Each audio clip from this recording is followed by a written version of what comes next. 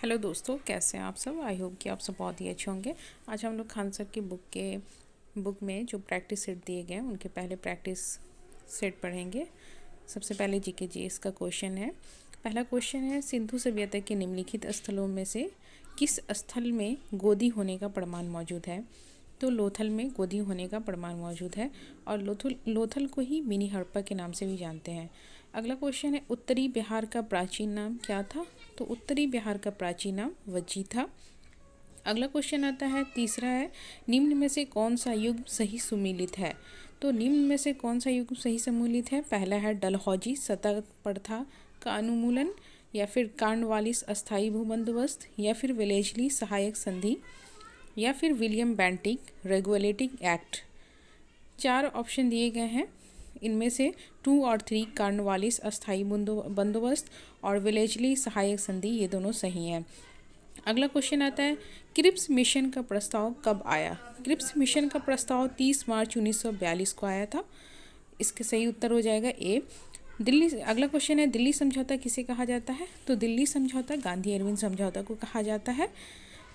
अगला क्वेश्चन है, वह कौन सा अंतिम वर्ष था जब भारत में रेल बजट और केंद्रीय बजट अलग अलग प्रस्तुत किया गया था। तो वो साल 2016 था जब रेल बजट और केंद्रीय बजट दोनों अलग अलग प्रस्तुत किया गया था।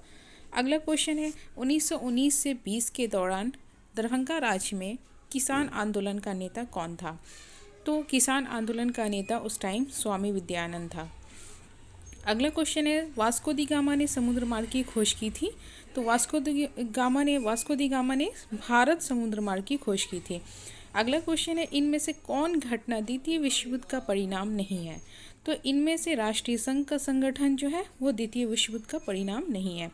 अगला क्वेश्चन आता है, पीपल्स वार ग्रुप संबंधित है। पीपल्स वार ग्रुप जो है वो नक्सलवाद से संबंधित है।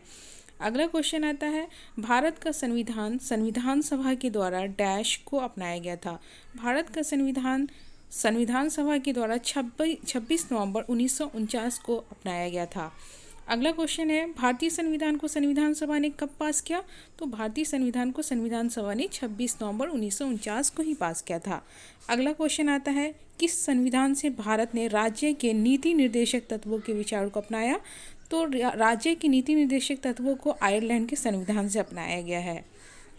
अगला क्वेश्चन आता है 14, निम्नलिखित में से किस विषय पर केंद्रीय और राज्य सरकार दोनों कानून बना सकते हैं। तो समरवती सूची विषय ही एक है जो राज्य और ये केंद्रीय दोनों कानून बना सकते हैं। निम्नलिखित में से कौन सा एक युग सही सुमेलित है। तो इनमें अनुच्छेद 15 है जो कि राज्य द्वारा किसी प्रकार के भेदभाव के विरुद्ध गारंटी, ये एक सही सुमेलित है।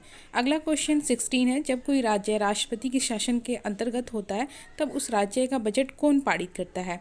तब उस राज्य का बजट जो होता है वो वित्त मंत्रालय पारित करता है जब कोई भी राज्य राष्ट्रपति के शासन के अंतर्गत होता है। तो अगला क्वेश्चन है, भारत का प्रथम आम चुनाव कब हुआ था। भारत का प्रथम आम चुनाव 1951 से 52 के बीच में हुआ था।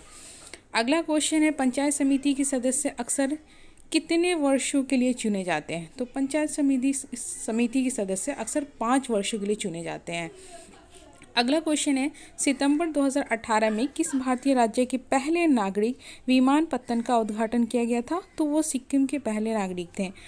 भारतीय साक्ष्य अधिनियम डैश में अस्तित्व में आया।